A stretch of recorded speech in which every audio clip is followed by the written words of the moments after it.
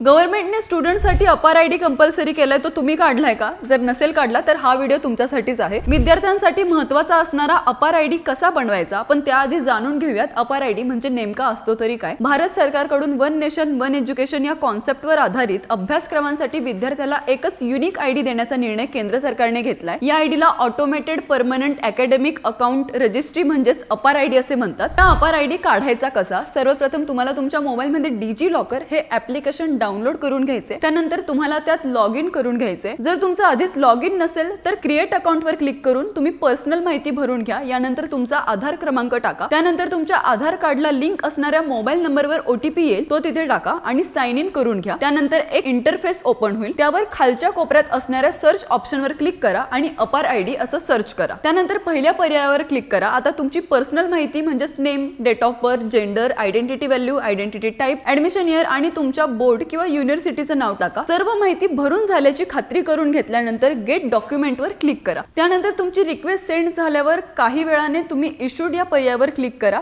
आता तुमचा अपार आयडी तुम्ही पाहू शकता। तुम्ही तुमचा अपार आयडी काढला आहे का हे आम्हाला कमेंट करून नक्की कळवा। सोबतच याविषयी काही समस्या असेल तर दिलेला गुगल फॉर्म भरा। गुगल फॉर्मची लिंक बायो मध्ये दिलेली आहे। आणि हो, अशाच नवनवीन शैक्षणिक विषयक माहिती आणि अपडेट्स जाणून घेण्यासाठी आमच्या campusdekho.ai पेजला फॉलो करा आणि तुमच्या मित्रांना हा व्हिडिओ नक्की शेअर करा।